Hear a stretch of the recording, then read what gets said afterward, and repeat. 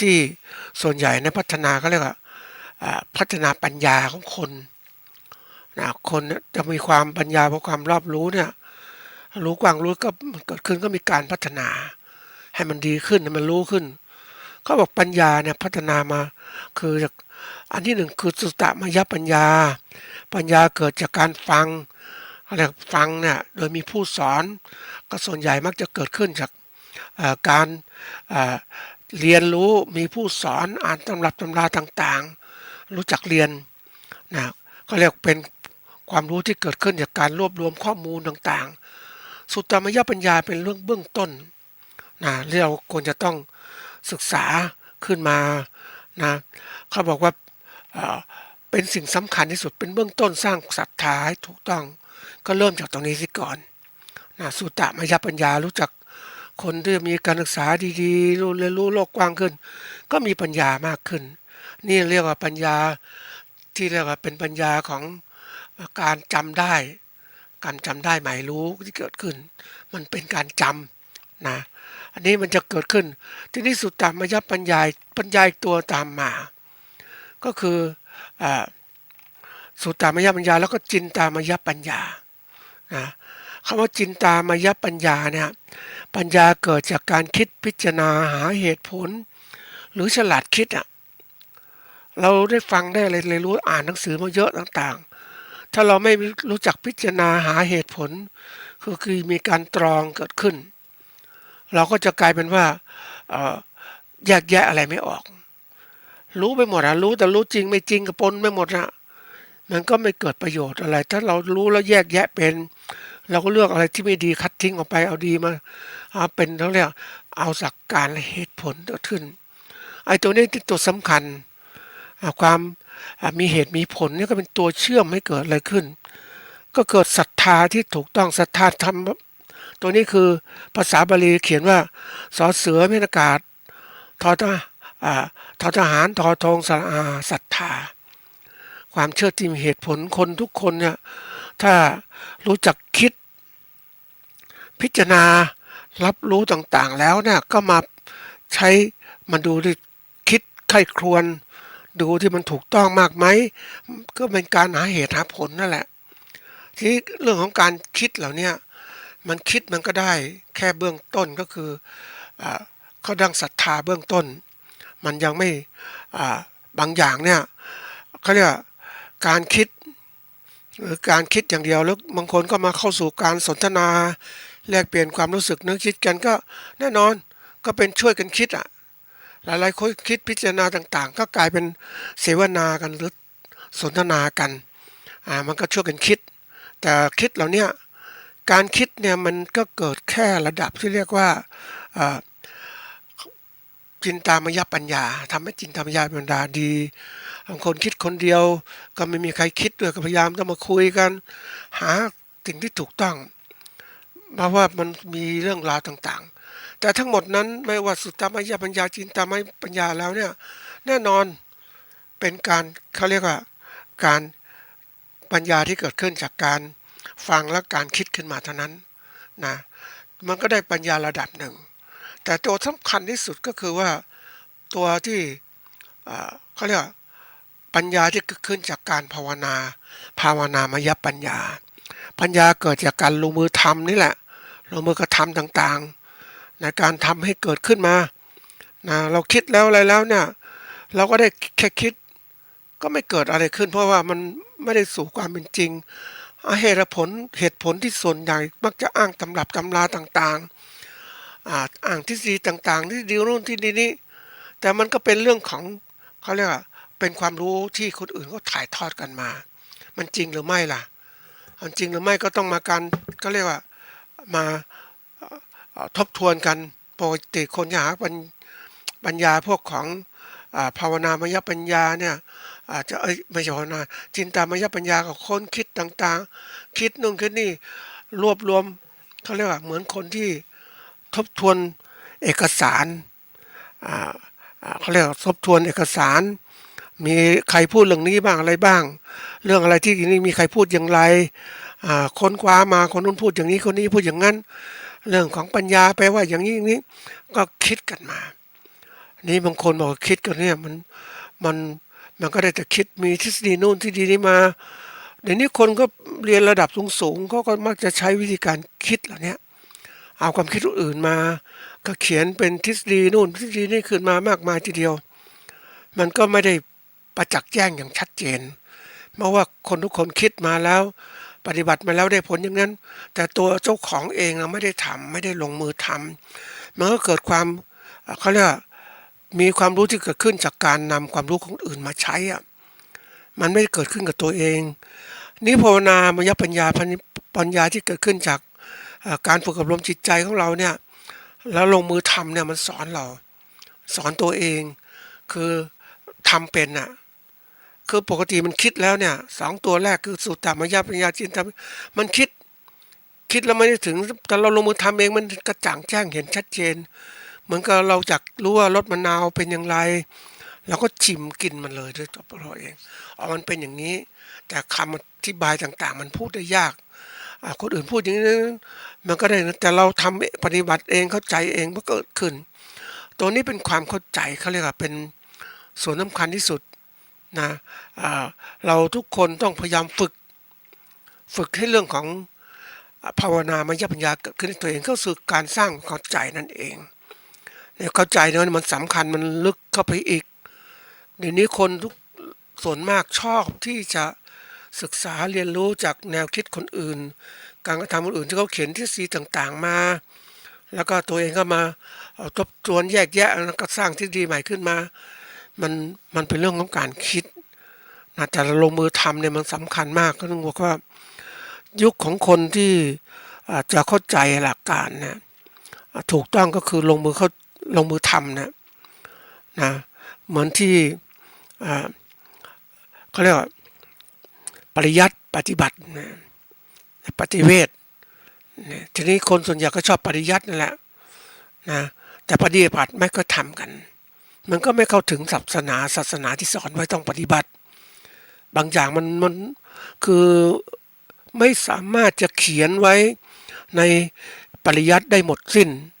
มันต้องปฏิบัติมันรู้แจ้งจริงมันต้องเหมือนเปรียบเหมือนกับเรา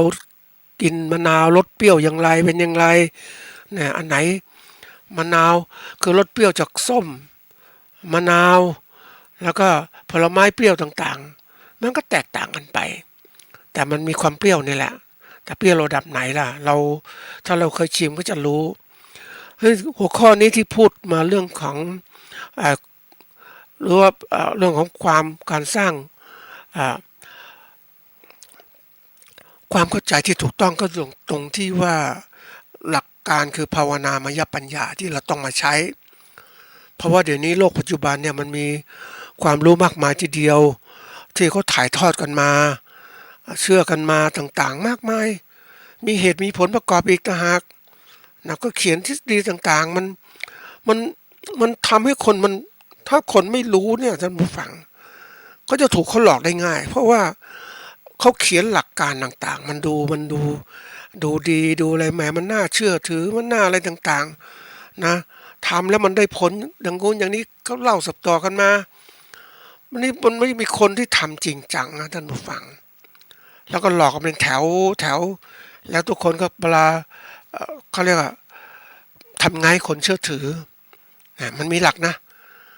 ทำไงคนเชื่อถือขึ้นมาไอ้คนคิดแรกๆเนี่ยก็สร้างขึ้นมาส่วนหนึ่งให้สร้างความเชื่อไอ้คนที่สองสร้างความเชื่อนำความเชื่อนำมาอีกมันก็หาเหตุผลประกอบอีกมันน่าเป็นงี้นะตามหลักคนแรกๆไอ้คนที่สามก็มาอีกจริงแล้วน่าจะจริงแล้วยังไงพอเล่าต่อกันมาเรื่อยๆเนี่ยมันเป็นจริงเพราะฉะนั้นเอาหลักการทฤษฎีต่างๆที่คนอื่นเขาคิดมาทำแล้วมันไม่จริงขึ้นมายังไงมันก็หลอกทั้งเพใช่ไหมเดี๋ยวนี้มันมีแนวคิดทฤษฎีต่างๆหลอกขึ้นมาสร้างขึ้นมาทำให้คนรุ่นหลังๆเนี่ยถ้าไม่มีสติปัญญารู้เท่าทันสติความระลึกได้สามารถปัญญากับความรับรู้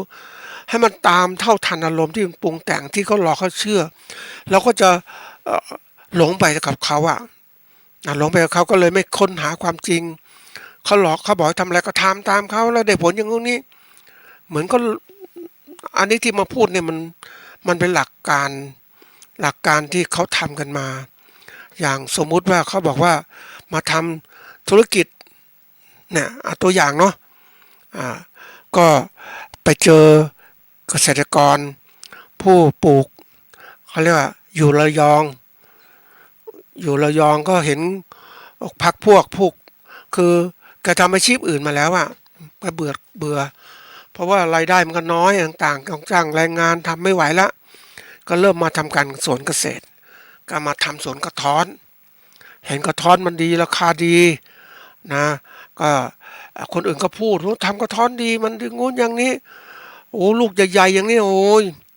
ก็เจ้านี่เนี่ยก็ดีเชื่อเนี่ยก็เชื่อก็มาเอามาปลูกกระท้อน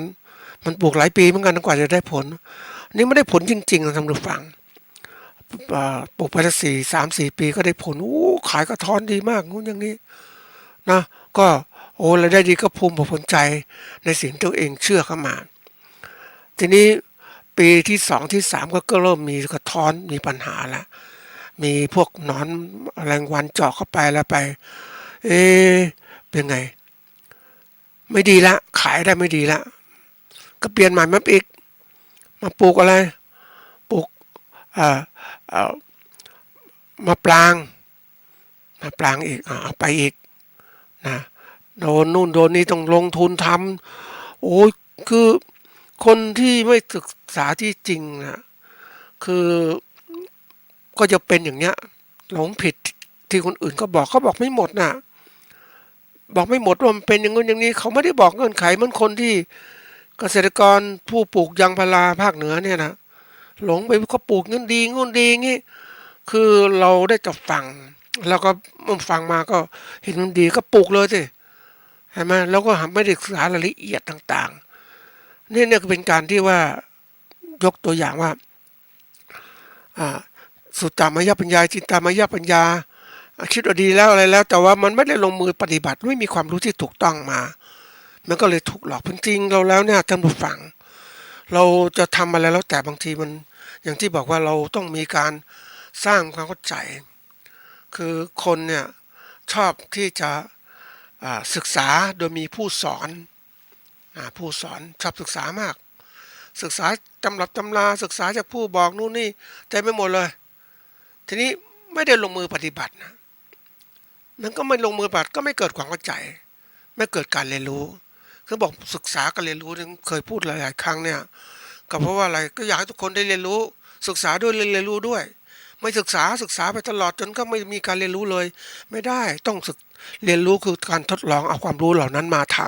ำยิ่งเราเรียนรู้เร็วไม่ศึกษาเร็วแล้วก็เรียนรู้เร็วมาทดลองซะก่อนมันจริงไม่จริงมีอะไรเงื่อนไขก่อนที่เราขยายใหญ่โตเกิดขึ้นอีกตัวอย่างเป็นอาชีพเกษตรกรซึ่งทุกคนก็เรียนรู้เพราะว่าตอนเรื่องของแมคคาเดเมียนะเป็นเขาเรียก King of Nut นั่นแหละผลไม้เคี้ยวมันที่สุดคุณดีที่สุดนะเป็นราคาดีมากทีนี้การที่เรานำตัวนี้มาปลูกเนี่ยก็นำเข้าจากต่างประเทศมาปลูกที่นี้มาปลูกเนี่ยมันคือมันก็เลยมาปลูกชนิดที่เรียกว่าปลูกด้วยวิจัยไปด้วยปลูกด้วยวิจัยไปด้วยแล้วมันก็อะไรเกิดขึ้นมันก็มีการลองผิดลองถูกใช่ไหมเพราะไม่อ่านตำรับตำราว่ามันเป็นยังไงพันธุ์ไหนมันดีเหมาะสำหรับประเทศไทยต่างๆยังไงเห็นอะไรดีก็มาปลูกก็โดยไม่ศึกษาทีนี้ไปดูในต้นที่ไปขึ้นบนดอยก็เห็นต้นโอ้ยอายุต้องหลายสิบปีนะปลูกแล้วไม่ออกผลนั่นฝังต้นใหญ่เกษตรกรปลูกก็หวังรอจะมีผลนะเพราะมันดีแมคคาเดเมียมันดีงูดีงี้ก็ปลูกว่ากี่ปีจะออกดอกปกติแมคคาเดเมียเนี่ยอายุมันประมาณสักถึง80 ปีท่านผู้ฟังสบายๆเลยปลูกเนี่ยทำมาเลือกพันธุ์ทีนี้เขาไม่ศึกษาพันธุ์ที่ชัดเจนพันธุ์มันไม่ดีท่านผู้ฟังปลูกแล้วก็มีแต่อะไรมีแต่ดอกตัวผู้ดอกตัวเมียไม่มีคือคนมาปลูกก็ไม่เข้าใจเหมือนกับว่าก็อยากขยายความรู้ให้เร็วขึ้นนะเอามาเลยไม่ศึกษาประกอบไม่อะไรทีนี้แน่นอนเอามาลองคือระหว่างที่เขาเรียกว่าเพศที่ว่าลองผิดลองถูกทีนี้มันลองผิดลองถูกมาเรียนรู้ เรียนรู้ด้วยตัวเองมาปลูกเป็นแปลงขนาดใหญ่เลยมันก็อะไรเกิดขึ้นก็คือว่ามันมีพันธุ์ไม่ดีพันธุ์ดีพันธุ์ไม่ดีอยู่กันเยอะนะนี่มันก็ไม่ได้กว่าจะทราบผลที่ถูกต้องหมดเวลาปลูกไปเยอะแยะมากเลยนะจะได้พบพันธุ์ดีเนี่ยน้อยมากเลยทำไมเราไม่ศึกษาเสียก่อนเพราะว่าคนบางคนใจร้อนรอว่าเฮ้ยต้องทำต้องมันเสียจังหวะนะต้องทำเลยเห็นว่ามันดีเอาเลยนะไม่มีการศึกษาวิจัยเรียนรู้ขึ้นมาเห็นแต่ฟังคนอื่นก็พูดคนอื่นก็พูดก็ทำมาทีนี้ผู้ดำเนินรายการไปศึกษาวิจัยมาเฮ้ยมันไม่ใช่เนี่ยอย่างนี้มันเหมือนกับว่าทั้งหมดกระบวนการเนี่ยมันก็เป็นเอามาปลูกเข้ามาแล้วเนี่ยมันก็ไม่ศึกษาวิจัยให้ชัดเจนแล้วขยายงานไปเพราะนั้นความรู้สึกของเกษตรกรที่เอาไปปลูกเนี่ยมันไม่ได้ผลก็รู้สึกไม่ดีละแล้วทำไมไม่เอาดีๆมาปลูกล่ะก็ไม่รู้สิเนี่ยมันก็ลามไปหมดนะทีนี้มันก็มีคนที่ฉลาดนะที่มาฟังเขาก็เป็นผู้เชี่ยวชาญก็พยายามศึกษาเกาะกระบวนการศึกษาและวิจัยเขาเรียกกระบวนการเรียนรู้ก็เริ่มเรียนรู้ปุ๊บก็โอ้โหรู้ที่สุดครับแกเห็นว่าผิดทางแล้วก็เปลี่ยนเลยนะพิสูจน์แล้วว่าพันธุ์ที่ปลูกอยู่เนี่ยมันไม่ดีทีนี้ก็ว่าพบพันธุ์ที่ดีเกิดขึ้นพันธุ์ที่ดีหมายความว่าพันธุ์ที่เป็นแมคคาเดเมียที่ดีคือสามารถให้ออกดอกได้ดีเป็นดอกตัวเมียติดลูกดีมากเลยผลผลิตต่อต้นมากก็ทำยังไงก็เริ่มเอาพันธุ์ดีไปเปลี่ยนยอดหมดเลยเปลี่ยนยอดมาใหม่ก็เริ่มไหวขึ้นทีนี้คนส่วนใหญ่ก็ไม่รู้เพราะอะไรรู้ไหมมันเป็นเรื่องของการแข่งขันที่เคยกล่าวไว้ว่าเขาศึกษาเรียนรู้ของเขาเนี่ยเขาก็เสียไปเยอะเหมือนกันแต่ทีนี้เขาได้วิชาการมาแล้วเขาก็รู้พันธุ์ดีไงเขาก็ย้ายพันธุ์ของเขาก็เป็นความสำเร็จของเขาเขาก็รวยไปสินะคนเขาจะมาถ่ายทอดคนอื่นเหรอไม่ได้เขาไม่ถ่ายทอดหรอกความรู้ต่างๆมันเรื่องของแต่ละคนเขาลองผิดลองถูกก็คือเขาลงทุนไปแล้วเขาจะมาถ่ายทอดฟรีอย่างไรนี่คือสิ่งที่เกิดขึ้นเพราะนั้นเวลาที่เรารับความรู้จากใครก็ต้องพยายามศึกษาสร้างความเข้าใจที่ถูกต้องเมื่อความถูกต้องมันเราได้ความรู้ที่ถูกต้องมาทำการวิจัยเล็กๆขนาดไม่ต้องใหญ่เขาเรียก small scale เวลาเราอะไรดีมาดูเขาบอกดีมาดูนี่เป็นไงไม่ใช่ฟังทั้งหมดนะท่านผู้ฟังเขาเรียกว่าแบ่งส่วนหนึ่งสมมุติว่าเขาบอกว่าแมคคาเดเมียดีเนี่ยเราก็เอาทุกๆพันธุ์มาปลูกซิเรามีพื้นที่100 ไร่อย่างเนี้ยเอามาปลูกสักไร่หนึ่งเป็นยังไงแบ่งตัวนี้แล้วก็ตรวจสอบต่างๆประมาณสัก4-5 ปีก็ได้ผลมันก็เห็นแล้วสิผลผลิตเป็นยังไงพันธุ์ไหนดีไม่ดียังไงจดบันทึกคือการที่เราจะเป็นผู้ที่มีความสร้างความเข้าใจที่ถูกต้องเราต้องมีเป็นนักเขาเรียกว่าเป็นนักทดลองด้วยนักคิดนักวิเคราะห์มันอยู่ในตัวคนเองนะตัวนักวิจัยต่างๆที่ทำมันเห็นชัดเจนเฮ้ยมันจริงไหมพอทดลองปลูกสมมติ5 ปีได้ผลปุ๊บดอกโดยเป็นยังไงตัวผู้ตัวเมียมันเริ่มเห็นแล้วเนี่ยพอนั้นเห็นปุ๊บมันจะมีเวลาที่เฮ้ยชัดเจนแล้วเนี่ยก็ตอนนั้นก็ปรับเปลี่ยนได้อันไหนดีพันธุ์ดีแล้วเห็นมันดีแล้วเนี่ยโอ้ยปลูกเลยพื้นที่อีก99 ไร่ขยายนี้เลยปลูกทีเดียวมันจะช้าสักนิดหน่อยก็ไม่เป็นไรนะแล้วก็ปกติพื้นที่เราไม่มีความรู้เนี่ยเราก็ได้ความรู้ใหม่มาค่อยๆทำนิดหน่อยมาทำขนาดเล็กๆก็เรียกเป็นการทดลองยุคใหม่ๆท่านผู้ฟังก็เรื่องต่างๆก็ทำการทดลองทั้งนั้นแหละเขาจะมาทำทีเดียวเขามันเสี่ยงเหมือนลงทุนกับหลักทรัพย์เนี่ยอะไรก็ได้ลงทุน100 ล้านไปเลยเทียนได้ถ้าหลักทรัพย์นั้นมันไม่ดีพอพวกก็เจ๊งสิใช่ไหมเหมือนกันน่ะเราต้องทดลองอย่างนี้นี่คือการเป็นเบื้องต้นของการที่เราจะฝึกการเป็นนักวิจัยหรือการที่ว่าหาเกินสร้างความรู้ที่ถูกต้องความรู้ที่ถูกต้องมันสำคัญมากต่อการดำเนินชีวิตของเรานะเราเองชีวิตไม่ใช่การเรียนรู้ตลอดเวลาเราไม่ใช่การลองผิดลองถูกตลอดเวลาชีวิตของเรานั้นเราเรียนรู้ลองผิดลองถูกเป็นเบื้องต้นทีนี้เบื้องต้นแล้วเนี่ยมันสอนในจิตใจคนมันจะถ้าคนมันผ่านงานวิจัยมาแล้วเนี่ยหรือการทดสอบต่างๆทั้งหมดมันจะเป็นคนไม่เชื่อง่ายมีความเข้าใจมันจะรู้ต่างๆว่านี่จริงไม่จริงเวลาเราเป็นนักเขาเรียกว่าเป็นผู้ที่มีความรู้ท่านผู้ฟังเรารู้เนี่ยปุ๊บไอ้คนมาหลอกเราสมมุติเรารู้เรื่องพืชเนี่ย รู้ว่าพืชมันต้องการปลูกพืชต้องประกอบด้วยอะไรบ้างทีนี้ไอ้คนที่มาหลอกเราว่าต้องทำอย่างงู้นอย่างนี้ต้องใส่ปุ๋ยต้องใส่ต้นนี้เรารู้พืชต้องกินอะไรNPK ขนาดไหนมันรู้เนี่ยเพราะนั้นไอ้คนมาพูดเราก็มันหลอกเราก็รู้ได้มาเนี่ยนี่คือตัวอย่างนี่เราต้องหาความรู้ถูกต้องก็เริ่มทำหลักการเบื้องต้นนะท่านผู้ฟังหลักการที่จะสร้างความเข้าใจที่ถูกต้องนะเราต้องฝึกนะอย่างที่เคยกล่าวเมื่อกี้ว่านะเราต้องเรียนรู้ด้วยตัวเองทุกอย่างเนี่ยคำว่าเรียนรู้ตัวเองมันจะกระบวนการเรียนรู้เนี่ยก็คือว่าการลองผิดลองถูกคือการสร้างความเข้าใจที่ถูกต้องในเรื่องที่เราฟังหรือคิดมาอะไรมาบางทีมันมีผิดมีถูกเยอะแยะแต่บางทีเราก็พวกผิดถูกมันเกิดขึ้นเราเป็นคนนักวิเคราะห์เราจะเห็นว่าไอ้ข้อมูลที่ให้มันผิดนะมันเป็นยังไงเห็นไหมเราก็เริ่มรู้แล้วเนี่ยเราสามารถวิเคราะห์ได้ชัดเจนว่าเป็นยังไงถูกหรือผิดเรารู้ได้เนี่ยถ้าเราฝึกจิตใจไม่ใช่เป็นคนเชื่อง่ายไปเจอว่าโอ้ยคนนู้นบอกปลูกตัวนั้นดีสิอันนี้ดีสิอันนั้นดีมากนู้นอย่างนี้ปลูกสิแล้วเป็นยังไงขายไม่ได้ทำไงเห็นไหมเขาไม่ได้ความรู้ถูกมาทั้งหมดเราต้องรู้ว่ามันเป็นยังไงเหมือนที่ยกตัวอย่างไว้คราวที่แล้วคงจำได้นะท่านผู้ฟังว่าเจอผู้เขาเรียกผู้ปลูกพืชผู้ประกอบการโกโก้ความคิดของเขาเลยก็มาทำตรงนี้เนี่ยเขาพูดถึงว่าโกโก้นั้นที่ไหนๆคนก็บริโภคทั้งนั้นแหละตลาดไม่อิ่มตัวหรอกเยอะแยะไปหมดเลยคนบริโภคต้องการบริโภคมันได้เสพแล้วมันติดนะท่านผู้ฟังมันเหมือนกับคนเรากินช็อกโกแลตโกโก้เนี่ยเป็นที่ผลิตช็อกโกแลตนะอ่าอ่าต้นโกโก้เมล็ดมันนะ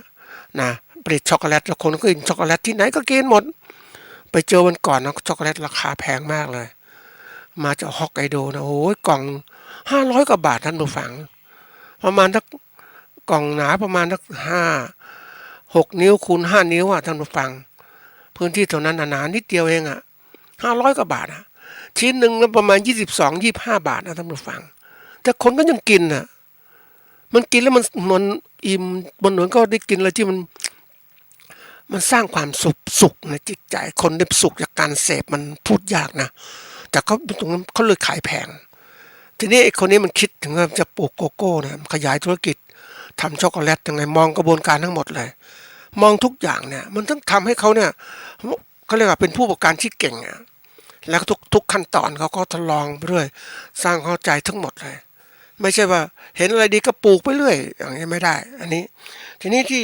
อยากให้ท่านเป็นนักปฏิบัติคือเป็นนักเขาเรียกว่าหัดเป็นนักวิจัยก็เริ่มที่จะต้องเขาเรียกว่าหัดคิดหัดทำลงมือทำพิสูจน์กระบวนการทดลองก็คือมันจะมีหลักการหรือทฤษฎีที่ยกมาอ้างอิงเราสมมติฐานที่เราแนวคิดที่มันมีมาใหม่ว่าถ้าทำแบบนี้ดีจริงไหมตรงตามที่ดีหรือไม่ตรงมันก็มีการทดลองตามมาอีกมันจะเป็นยังไงบ้างก็เริ่มกระบวนการทดลองในกระบวนการทางวิทยาศาสตร์มีกลุ่มก็เรียกกลุ่มควบคุมแล้วก็กลุ่มทดลองกลุ่มควบคุมเนี่ยไม่ทำอะไรเลยเป็นตัวยืนยันหลักการถ้าสมมติว่าแบบเดิมเป็นอย่างนี้เหมือนเราปลูกข้าวดำนาแบบที่เราทำมาสมมุติว่าหนึ่งข้าวเนี่ยปกติปักดำเนาะปักดำเนี่ยมันจะมีเขาเรียกว่าระยะ25 เซน20 คูณ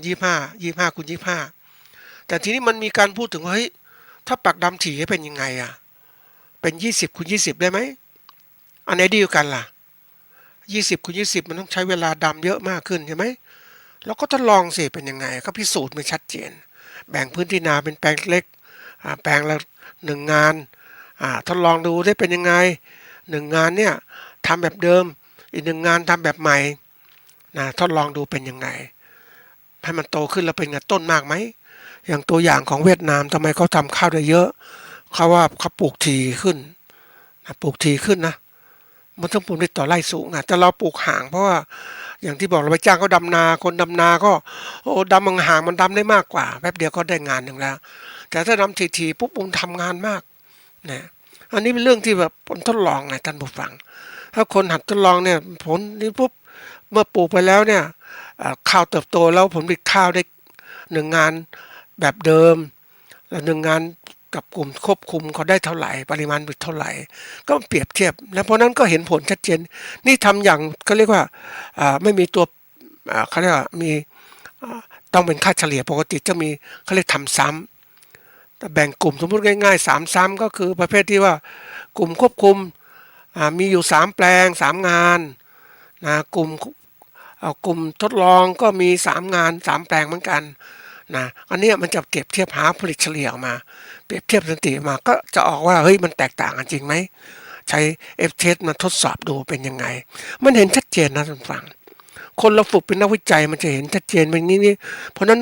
การวิจัยเนี่ยมันในแง่ของวิทยาศาสตร์ต้องลงมือทำในแง่สังคมศาสตร์ก็ลงมือเก็บข้อมูลการทุกพฤติกรรมคนเป็นยังไงต้องคิดอย่างนี้คำพูดของคนนี้น่าเชื่อไหมเราก็คิดนะเก็บข้อมูลจริงไหมเราก็สามารถทำได้นี่คือการทดลองอย่างยิ่งที่เราในพูดของวงการเกษตรเราเนี่ยเขาเรียกว่าเราปลูกพืชทดลองการปลูกพืชเลี้ยงสัตว์เนี่ยก็ได้ความ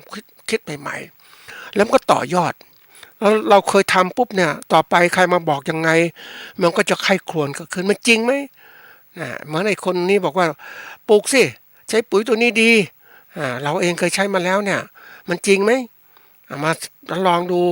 ปุ๋ยหาคุณค่าของปุ๋ยเป็นยังไงมันเต็มสูตรไหมปุ๋ยเดี๋ยวนี้ต้องฝังต้องดูนะในกระสอบหนึ่งมันเต็มสูตรไหมปุ๋ยนา15 15ปุ๋ยสม่ำเสมอมันจริงไหมไม่ใช่ปุ๋ยนา15 15มันใส่อย่างอื่นมามันก็หลอกเราอีกเห็นไหมแล้วความรู้เรื่องนี้ต้องสำคัญนะเป็นเกษตรกรเราไม่ค่อยรู้ความรู้เท่าไหร่เรื่องนี้เพราะว่าส่วนใหญ่ซื้อปุ๋ยมาก็มีตารับรองมีกระสอบพิมพ์มาเรียบร้อยที่ไหนได้เรา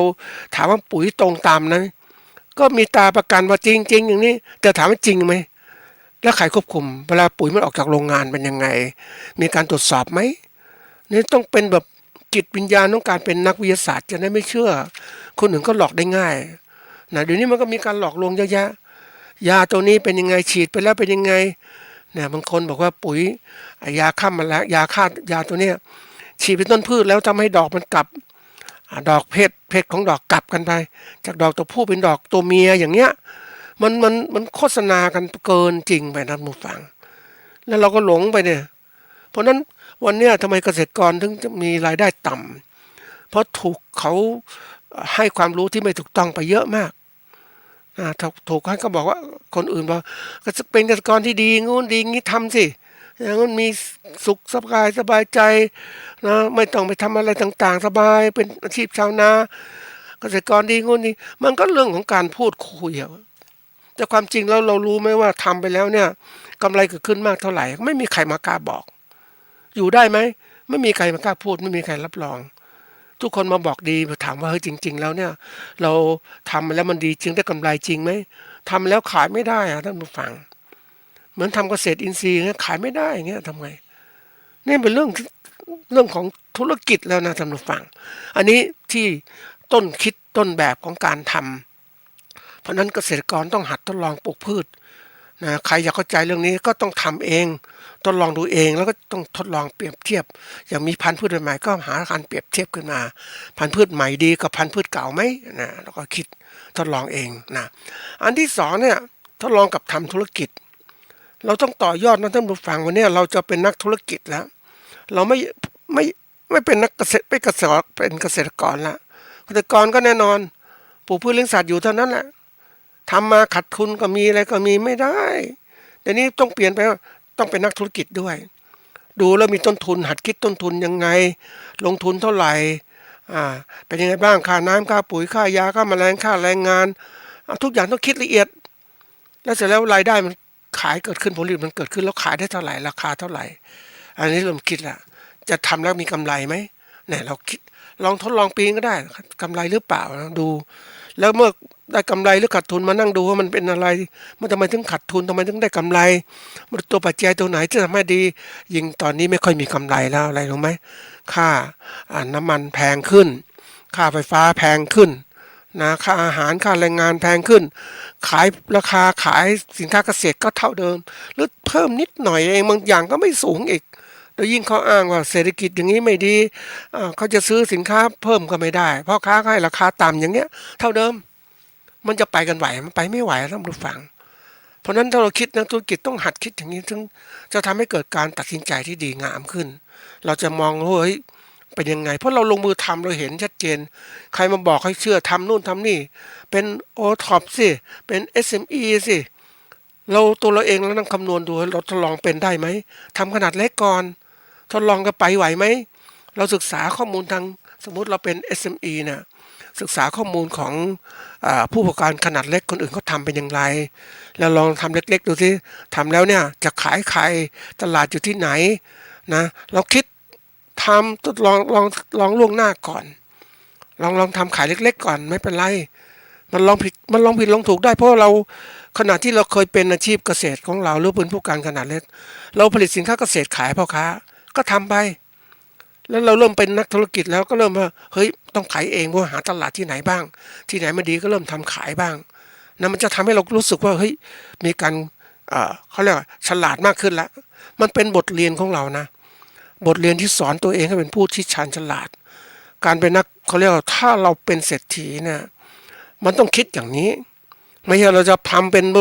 ลูกน้องเศรษฐีอยู่ตลอดเวลาไม่ได้เราต้องทำเป็นเจ้านายเศรษฐีรู้จักก็เป็นยังไงคิดยังไงโลกมันเปลี่ยนแปลงอย่างไรนะเราจะสร้างสรรค์ยังไงทำการเกษตรอย่างยั่งยืนอย่างไรนะเป็นอาชีพประกอบการเกษตรอย่างไรถึงที่เคยกล่าวไว้หลายตอนว่าในอนาคตข้างหน้าเนี่ยผู้ที่ทำอาชีพเกษตรเป็นผู้ประกอบการเกษตรจะเป็นผู้ที่คุมชะตาของคนอาหารการกินเป็นอันดับแรกเราจะสามารถขึ้นราคาได้ตามใจเราเลยเราคุมได้เนี่ยเหมือนเราผลิตหมูเนี่ยวันนี้ผู้ผลิตหมูรายใหญ่ของเราเนี่ยคุมหมดนะราคาหมูขึ้นอย่างนี้นะกิโลละ300-400ก็ว่ากำหนดเลยเพราะเราไม่มีใครทำแข่งกับเราใช่ไหมอันนี้เป็นตัวอย่างไม่มีใครทำแข่งเราคุมได้หมดนะเราไม่รวยเหรอท่านผู้ฟังคุณต้องกินอาหารจากเราคุณต้องกินข้าวจากเรานะแล้วเราก็คุมการค้าราคาข้าวขึ้นเราเป็นกฎกำหนดราคาข้าวสารเท่านี้เพราะนั้นคุณต้องซื้อเราอ่ะคุณไม่ซื้อคุณจะกินอะไรอ่ะเห็นมานี่คือการคิดอย่างผู้ประกอบการที่เขาคิดกันหลายคนที่เขารวยๆอย่างนี้แล้วเราเองถ้าเราไม่หัดคิดอย่างนี้เราก็ไปไม่ไหวหัดคิดอย่างนี้นี่คือสอนบอกให้ท่านว่าเป็น2บทเรียนที่เริ่มการปฏิบัตินะเพื่อให้เรารู้เข้าใจอย่างชัดเจนนี้คนเราได้ฝึกการปฏิบัติมาแล้วได้หลักการแล้วเนี่ยเราก็มาใช้ให้เกิดประโยชน์เนี่ยมาถึงขั้นตอนว่าการปรับเอาความรู้ของเราที่ได้มาเนี่ยไปใช้ในการพิจารณาทุกสิ่งทุกอย่างรอบตัวของเราเนี่ยมันจะทำให้เรานั้นได้ความคิดที่ถูกต้องไม่ใช่เชื่อคนง่ายนะเราใช้ได้หมดเราเคยฝึกมาแล้วเนี่ยเราเคยฝึกเป็นนักวิทยาศาสตร์และนักทดลองนักปลูกพืชของเราเนี่ยเราเป็นนักวิทยาศาสตร์รู้จักทดลองการหัดทดลองนะท่านผู้ฟังเรื่องสำคัญนะพระเจ้าท่านทรงปฏิบัติโดยตนเองนะทางสายหย่อนยานเป็นยังไงสายตึงเป็นยังไงสายกลางเป็นยังไงแล้วท่านทำเองหมดเลยท่านรู้เนี่ยเพราะฉะนั้นเราก็รู้หลักการที่ไหนดีถูกต้องก็จำได้นะเหมือนอย่างที่เราเป็นเกษตรกรนะผู้บริการเป็นลูกเกษตรกรเพราะนั้นก็เลยรู้โอ้อย่างนี้เป็นอย่างนี้ทำไมเขาไม่รวยทำไมเพราะเราผ่านมาหมดเราทดลองมาแล้วเราเคยทำมาหมดแล้วทำไมถึงไม่รวยนะเรารู้เนี่ยก็เท่าถูกเอารัดเปรียบไงทุกอย่างทุกปัจจัยการผลิตถูกพ่อค้ากำหนดหมดเลยทุกอย่างแล้วพ่อค้ากำหนดราคาขายต่างหากบังคับเราอีกต่างหากแล้วเมื่อไหร่จะรวยอ่ะเห็นไหมนี่มันต้องคิดให้มันทันอ่ะโลกปัจจุบันก็ถึงว่าจำเป็นอย่างยิ่งที่จะต้องมีการศึกษาเรื่องการบริหารนะบริหารกับจิตใจของคนบริหารเนี่ยก็แน่นอนก็เป็นนักธุรกิจนั่นเองบริหารธุรกิจอย่างเงี้ยบริหารทำกำไรยังไงต้องเอาวิชาเนี่ยใส่ไปในการเกษตรใส่ไปในหัวของเราที่เราต้องมีความรู้เรื่องของการบริหารเรามีความรู้บริหารอย่างดั้งเดิมมีอยู่แล้วทุกคนมีแต่ว่าความรู้บริหารยุคใหม่ๆมันทันสมัยมากขึ้นเราต้องรู้ทันโลกยุคใหม่ก็เรียกโลกที่ว่าเขาอาศัยความรู้ที่คนอื่นเก็บข้อมูลไว้ให้ นะแล้วเราก็ดึงข้อมูลนั้นมาใช้เหมือนข้อมูลอุตุนิยมวิทยาข้อมูลเกี่ยวกับประชากรของประเทศคนแก่จะมากขึ้นข้างหน้าเนี่ยทำยังไงแรงงานเกษตรไม่ก็มีทำยังไงเขาวิเคราะห์หมดอ่ะแล้วก็มาใช้ดิเฮ้ยต่อไปเกษตรของเราจะเป็นยังไงการประกอบการเกษตรของเราจะทำไงเราไหวไหมเนี่ย2 คนผัวเมียทำไหวไหมทำไม่ไหวถ้าไม่ไหวจะทำไงหาหุ่นยนต์มาช่วยได้ไหมหาระบบการจ้างเหมาว่าได้ไหมเดี๋ยวนี้คนประกอบเกษตรเขาฉลาดขึ้นนะท่านผู้ฟังเกษตรกรก็มันต้องบีบบังคับเขาบีบบังคับอ่ะไม่ใช่บีบบังคับสถานการณ์บีบบังคับทำให้คนต้องเปลี่ยนบางคนครอบครัวเขาไม่มีเครื่องจักรเก็บเกี่ยวข้าวไม่มีเครื่องจักรแล้วนะเขาจ้างเหมาตรงนั้นแหละจ้างเหมาคุณมันจะลดแรงงานเหมาเสร็จตัวนี้ก็คำนวณได้เลยว่าเกี่ยวก็ไม่ต้องเกี่ยวมีหน้าที่ใส่รดน้ำดูแลกำจัดวัชพืชกำจัดแมลงถึงเวลาก็จ้างรถเกี่ยวมาทำเขาเรียกระบบการจ้างเหมาช่วงต่อมันก็เกิดขึ้นนี่มันเริ่มทันสมัยอย่างนี้ความคิดนักบริหารก็จะเกิดขึ้นนั่นเองทีนี้มาถึงขั้นตอนที่บอกว่าเอาความรู้มาปรับใช้นี่สำคัญมากเราใช้ทุกเรื่องนะท่านผู้ฟังเอายกตัวอย่างวันเนี้ยถ้าเราเป็นนักคิดนักวิจัยที่เป็นเนี่ยเราก็รู้ว่าเราเศรษฐกิจเป็นอย่างไรเศรษฐกิจของสังคมเป็นยังไงมีคนมาพูดยิ่งวันนี้เห็นคู่มือนะท่านผู้ฟังการเลือกตั้งสมาชิกสภาผู้แทนราษฎรเนี่ยก็จะมีคู่มือมาให้คู่มือนี้ก็มีพรรคต่างๆนะมาพูดถึงคำว่านโยบายนโยบายเป็นยังไงเราก็รู้ได้เป็นยังไงคนนี้นโยบายคือสิ่งที่มันขึ้นว่าจะทำอะไรหรือไม่ทำแล้วมันมีส่วนไหมนโยบายเขาสร้างขึ้นมาบอกให้มีแจกเงินคนเท่านี้คือเริ่มจากคนที่ถ้าเรามองชัดเจนว่านโยบายใดที่เริ่มจากการแจกโดยไม่มีจุดเป้าหมายชัดเจนเนี่ยมันแจกมันก็เจ๊งประเทศก็เจ๊งแต่นโยบายเริ่มต้นจากฐานรากของความรู้สึกของความเป็นนักวิชาการที่เกิดขึ้นก็ต้องหารายได้ซะก่อนเอามาแจกยังไงไม่ใช่แจกแล้วเราเห็นบางคนเนี่ยอุ้ยแจกได้มากก็ดีงูดีงี้คือไม่คิดว่าเขาจะหาเงินเป็นหรือเปล่าเนี่ยนโยบายก็หลอกลวงคนเขาถูกหลอกได้ง่ายนี่แหละเพราะว่าความรู้สึกที่มันอยากได้จนไม่มีเหตุมีผลนะเขาหลอกว่าจะแจกงูอย่างนี้มีเบี้ยประกันเดือนละเท่าไหร่มีรายได้คนแก่ชรามีรายได้แล้วถามว่ามีรายได้สมมุติเราเดือนอายุ60เดือนละ600 70เดือนละ700 80เดือนละ800จะเพิ่มเป็นเดือนละ1,000 2,000มันก็เรื่องของการที่ว่าโฆษณาชวนเชื่อนั่นแหละท่านผู้ฟังเชื่อแล้วท่านจะเชื่อไหมล่ะท่านเชื่อก็หลงเชื่อแล้วล่ะมาหลงเชื่อหลงไหลก็ทำมาถูกลุกหลอกนั่นเองแต่เรามองว่ามันมีเหตุมีผลไหมเวลาเขาเสนอนโยบายแล้วมันมีเหตุมีผลรองรับเป็นไปได้ไหมคุณจะสร้างรายได้อย่างไรที่เกิดขึ้นให้เศรษฐกิจมันดีขึ้นอย่างไรจะมาแจกอย่างไรมันมีที่มานะท่านผู้ฟังถ้าเศรษฐกิจมันไม่ดีจะเอาเงินที่เก็บภาษีเอาเงินที่ไหนมาแจกภาษีมันเก็บไม่ได้ปีก่อนโควิดที่เกิดขึ้นเนี่ยภาษีไม่ได้เลยเทศบาลไม่มีเงินนี่ชัดเจนรัฐบาลมันหลอกตรงนี้มันก็คนที่มาเป็นสสมาพรรคโน้นไปหลอกนี้เยอะแยะไปหมดเลยเพราะนั้นเนี่ยก็ต้องเอาความรู้ที่เราเคยมีว่าการเป็นนักวิทยาศาสตร์หรือการเป็นผู้ที่ทดผ่านการทดลองมาแล้วก็จะเป็นคนที่ทำให้คนนั้นทำให้ตนนั้นไม่เป็นผู้ที่เชื่อง่ายหลงง่ายหลงไหลตามที่เขาบอกนั่นเองอันนี้ตัวสำคัญที่หนึ่งนะที่ถัดมาการที่เราต้องเป็นนักวิจัยเนี่ยเราความรู้เข้าใจที่ก็สอนเราว่าคนพรรคนี้มันหลอกคนมาเยอะมากนะเราต้องเอาประวัติศาสตร์การศึกษาเป็นนักวิจัยมันไม่ใช่วิจัยเข้าใจตัวมันเป็นวิจัยทางสังคมศาสตร์ด้วยมันจะเห็นชัดเจนเฮ้ยมันถูกไหมมีข้อมูลไหมว่าพรรคนี้หลอกลวงยังไงบ้างหรือบางคนบางพรรคเป็นรัฐบาลก็หลอกลวงคนอีกอะไรควรทำก็ไม่ทำวันนี้จะทำนู่นทำต่ออะไรต่อไม่ติดนะเพราะอะไรรู้ไหมท่านผู้ฟังก็สิ่งที่ทำแล้วมันผิดทางนี่มีต่อยังไงประเทศยิ่งเป็นหนี้เป็นสินอย่างเนี้ยมันไปไม่ได้แล้วท่านผู้ฟังมองเห็นนะเพราะนั้นบางทีต้องเปลี่ยนสมมติเราต้องเปลี่ยนเนี่ยมันทำให้เกิดการถูกต้องมากขึ้นใช่ไหมเราเห็นเนี่ยบางทีบางคนมาบอกว่าต้องทำอย่างนี้คุณก็อย่าเชื่อสิคุณก็ฟังดูก่อนมาทดลองดูว่าเก็บข้อมูลเป็นจริงอย่างไรนะบางคนมาเนี่ยมาทำนู่นทำนี่อีกนะท่านผู้ฟังสร้างความเสียหายที่เกิดขึ้นน่ากลัวนะคือเราต้องมองไปว่าเฮ้ยมันเป็นยังไงจงจำไว้เสมอว่าคนมันเปลี่ยนแปลงได้นะเปลี่ยนแปลงอุดมการณ์ความคิดของคนมันเปลี่ยน ความซื่อสัตย์ของคนมันเปลี่ยนเพราะคนไม่มีศีลมีธรรมมันเข้าไปเป็นในเป็นนู่นเป็นนี่มันเป็นไม่ใช่คนดีมันหลอกลวงว่าเป็นคนดีไม่มีศีลไม่ธรรมเพราะนั้นต้องฟังตัวสำคัญที่สุดทุกคนที่จะเป็นตรงนี้นะเราต้องดูละมันของจริงหรือของแท้เหมือนเม็ดพันธุ์พืชนั่นแหละเมล็ดพันธุ์พืชที่มันต้องเป็นพันธุ์พืชที่ดีมีชีวิตไปปลูกแล้วงอกได้อะไรได้เนี่ยนี่บางคนมันพันธุ์พืชไม่ดีอ่าแล้วบางพันธุ์บางซองที่เขาขายเมล็ดพันธุ์นะมันเมล็ดพันธุ์มันไม่มีเปอร์เซ็นต์การงอกแล้วอ่ะท่านผู้ฟังมันตายหมดแล้วอ่ะแต่ก็โฆษณาในข้างซองว่าโอ้ยเมล็ดพันธุ์นี้ดี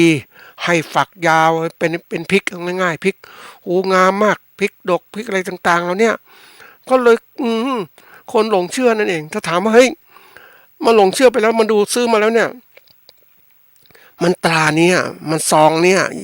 ยี่ห้อนี้เลยอ่ะแล้วจะเลือกไปทำไมอ่ะคราวหน้าไปซื้อซองใหม่ไม่ดีกว่าเลยเห็นไหม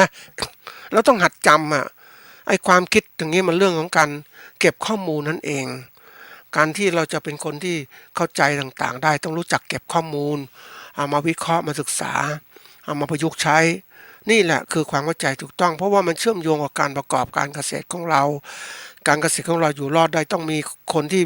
เกี่ยวข้องวิชาเรื่องของปรับใช้ในใช้เรื่องการเมืองเรื่องสังคมเรื่องสิ่งแวดล้อมต่างๆใช้ได้หมดเลยการฝึกเป็นนักวิจัยก็เลยความมีเหตุมีผลมันสอนคนให้เป็นคนฉลาดเราต้องทำตัวให้ฉลาดด้วยไม่ใช่ถูกเขาหลอกเขาหลงเชื่อง่ายวันนี้ต้องบอกว่าอย่าไปเชื่อใครง่ายๆเราพยายามเชื่อหรือปฏิบัติอย่างเรามีศรัทธาในพุทธศาสนาก็ทำเนี่ยถูกต้องลองดูสิแต่เชื่อคนไม่ได้ละคนเนี่ยมันเปลี่ยนนะทั้งว่าคนเหล่านั้นน่ะไม่ใช่เป็นผู้รู้ผู้ตื่นผู้เบิกบานหลอกลวงคนได้เก่งมากแล้วคนก็ยอมให้เขาหลอกท่านผู้ฟังไปดูที่คนถูกหลอกเยอะแยะเลยแล้วก็ปิดเสียหายต่างๆหมดก็ปิดอีกว่าตัวเองถูกหลอกอายแต่วันนี้เราเองอย่าไปอายนะท่านผู้ฟังเราอย่าให้คนอื่นเขาหลอกเราต้องเป็นผู้ที่เขาเรียกว่าสร้างความเข้าใจที่ถูกต้องไว้ก่อนเสมอนะแล้วเราจะประสบผลสำเร็จในการดำเนินการของเรานะ